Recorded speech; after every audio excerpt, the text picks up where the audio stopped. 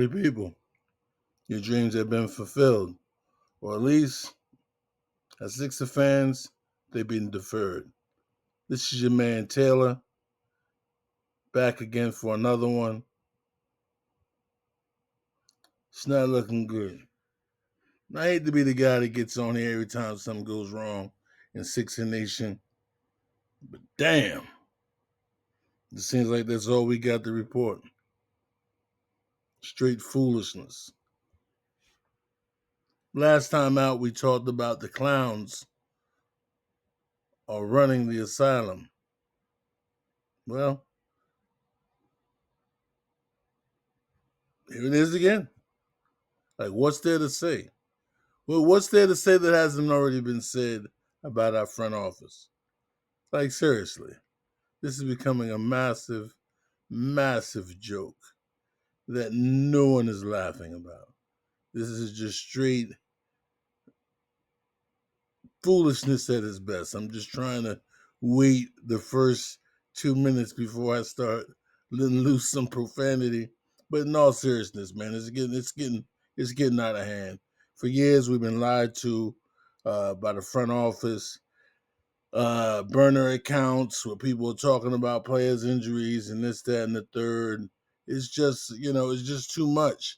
You being penalized draft picks for bums like Daniel House and PJ Tucker. It's funny how the rest of the league does these things all in their face, all year, all day, every day. We do the same exact thing, and we get fined. We lose draft picks. You know what I mean? I remember, to give you a classic example, I remember back in the day when the Lakers was trying to get Shaq. Worst kept secret in the league. They sitting here dumping any and everybody they can. Lottie, Glenn, whoever, just to make room. Oh, we're getting rid of Vic Van Exel so we can make room so we can sign Shaq. Like, damn, that ain't tampering. Rick Brunson takes a job with the Knicks. You know what I mean? To help get his son over there. That ain't tampering. So if I was to look at it in the same space of college sports, our front office, we really deserve the death penalty. We really we deserve the death penalty. Because at a point now where it's just like, what are you doing? This is happening too much. You pay a man $193 million, you know what I mean? What, because he came back an Olympic hero? Is that it? Damn those Olympics. Once again, hate to blow my own horn. But, I put out a video that clearly asked the question. Is your loyalty to your team or to your country? When you start shelling out large amounts of money to a player, his behind's obligation should be with you and only you. Now we understand there's a few cases where you like LeBron, or you're global like Steph Curry, and therefore you reap the other benefits that come with that. But you ain't them. And I said that before, you're not them. Bruh, you hobbled into the playoffs on one leg. One. Now we're going to let you use that one good leg for the Olympics. And got over there and got ripped to shreds because you can barely move. Now you come back to us with this nonsense about, oh, he's lost 25 to 30 pounds. He's looking great, blah, blah, blah, blah, blah. But then you turn around and pay a man, which tells me you obviously didn't know the severity of the injury, which is crazy to me. But once again, another misappropriation of funds. You give a guy $193 million that he's not going to see the end of this contract. Not at the rate that he's going. And then you open the season. You open the season telling folks he's gonna miss the first week.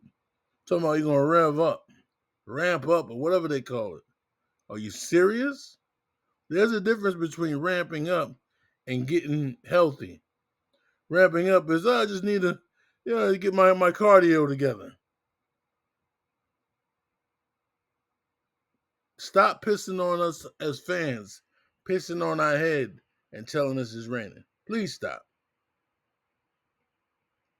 It's at the point now we just don't believe nothing that comes out of you. And so therefore it begs the question of what is your purpose? Are you in the business of just making money?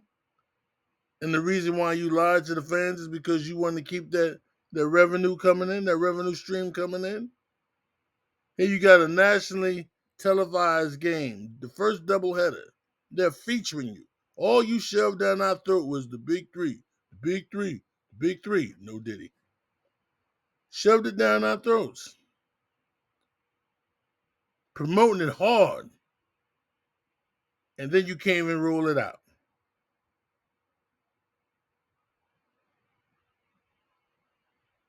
Tell me where that makes sense.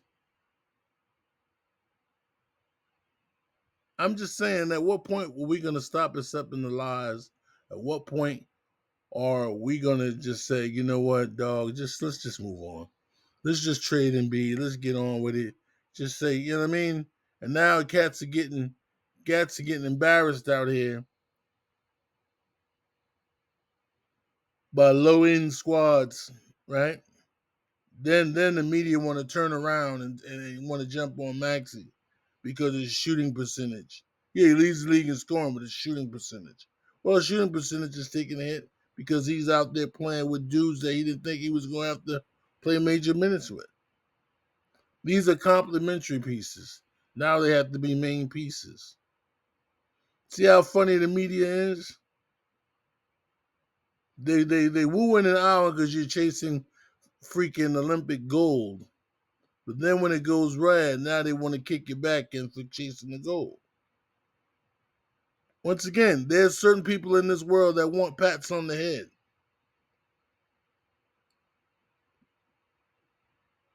Embiid to me wants pats on the head.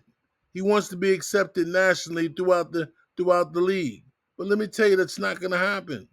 Throughout the NBA, listen, these fans are not going to respect you. These writers are not going to respect you. A, because you're from Philly, for whatever that means.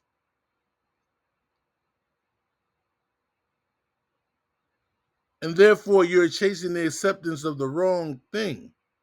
You should be you should go out there and put the work in because that's what you should do. Put your head down and just work. All this grinning and trolling and all that, bro. You come in like a modern day Dwight Howard. And stop it. We done seen that clown show before. Stop it. Because here's the facts. Ballers, true ballers, they know who got game. And that's who's going to give you your acceptance, your peers. It will not come from trying to be a media darling. You can't do what Steph and LeBron do. Stop. That's 15 years in the making. Stop. The game has changed now. Sad thing about it, though, they will pick Jokic over you all day long. But ballers know who got the better game. They have all these metrics to determine, oh, he's the greatest player ever, based on metrics. I'm talking about Jokic, that is. So let's stop running around looking for pats on the head on a national level. Let's hunker down, play the game, keep your mouth shut. I don't want to hear nothing from you. Because if I was the GM, your ass would have been traded.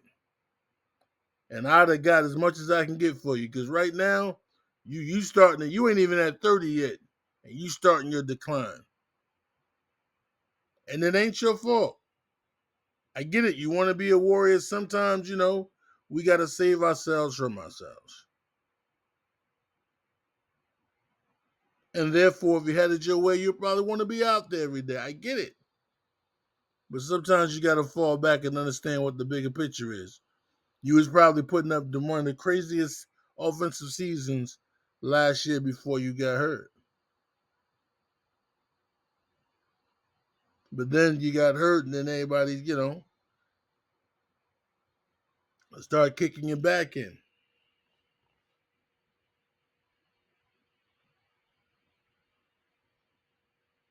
There's two people that kind of ruin, as I like to say, the church's money. And I'm not going to solely put on them, but these are the two that's probably, in the league office or around the league as it pertains to owners. Ben Simmons and Embiid. This nonsense about games played is a byproduct of you two guys' shenanigans. Kawhi Leonard and a few others. Paul George and a few others. When they say you have to play 65% of your games and you have to make all pro, all NBA because of shenanigans cats like this is pulling. Now, whether they do it deliberately or just they just can't, it's the point. They're paying you a boatload of money and you're not keeping up your end. Next video I think I'm going to do is a poll, a serious poll on who will offer Ben Simmons another contract. Because I just can't see that. I hope he saved his money. I hope he invested because he will not see another NBA contract. Listen, I'd like to hear from you guys. Never mind me babbling. I need you to like, comment, and subscribe. Please check your man out. We're trying to bring things in from a different perspective, not doing it like everybody else. You know what I mean? Everybody's got the same talking heads on the same platform in terms of, the rundown or as they see it. So, like I said, trying to bring something new, different perspective.